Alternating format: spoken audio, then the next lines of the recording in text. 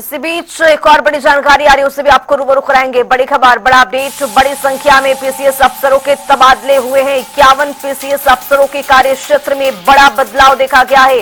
3 IAS और 29 ADM का स्थानांतरण कर दिया गया है। बड़ी खबर, और ये लिस्ट भी आपके सामने है।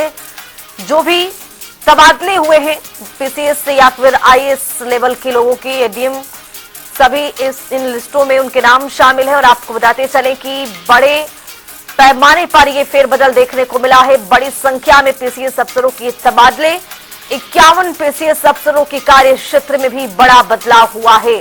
3 आईएएस और 29 एडीएम का भी हस्तांतरण हुआ है।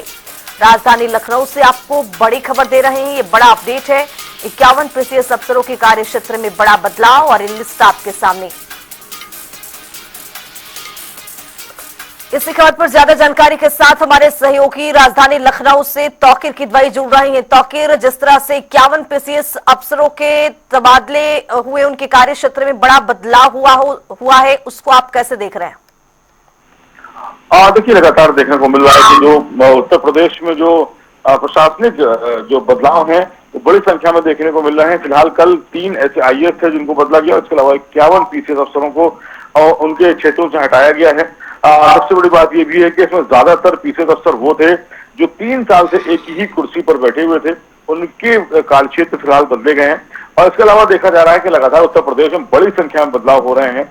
अभी कुछ समय पहले ही जो आईपीएस लेवल के जो अधिकारी थे उनकी एक बहुत बड़ी लिस्ट आई थी, इसमें बड़ा फेरबदल देखने को मिला था। इसके बाद जो पीपीएस अफसर हैं उनके कार्यक्षेत्र बदले गए। यानी कि जो चक्र है ये बहुत तेजी से नाच रहा है। कहा यह भी जा रहा है कि जैसे जैसे इलाकों से, क्षेत्र से, जिलों से खबर आती है, किसी मामले में संलिप्तता पाई जाती है, उसको लेकर भी सख्ती बरती जा रही है, ताकि इस पूरे जो भ्रष्टाचार है उसमें जिस तरह की इंफॉर्मेशन आती है उस पर रोक लगाई जा सके।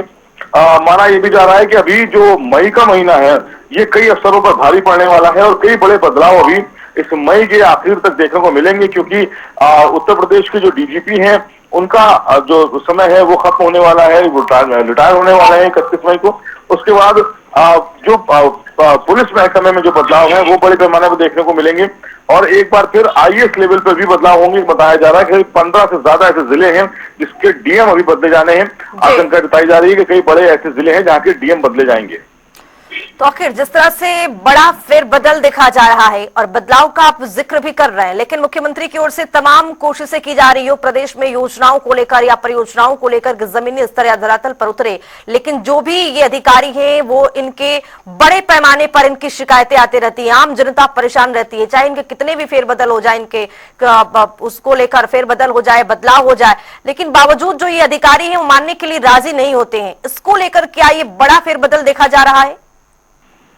देखिए, जब फेरबदल होता है और जब अधिकारियों को शेंड किया जाता है, यानी कि उनको साइड पोस्टिंग दी जाती है, तो उसका असर जरूर देखने को मिलता है। और जो एक लंबे समय से साइड पोस्टिंग में जो अधिकारी हैं, जब उनको फ्रंट फुट पे खेलने का मौका मिलता है तो जाहिर तौर पर उनका काम में बदलाव भी देखने को मिलता है, और कहीं ना कहीं जनता में भी इसका इम्पैक्ट जाता है कि जो अधिकारियों को शिकायत की जा रही थी, कम से कम सरकार ने इस बात का संज्ञान लिया और उन्हें हटाया उन क्षेत्रों से, तो इसका भी असर देखने को मिलता है।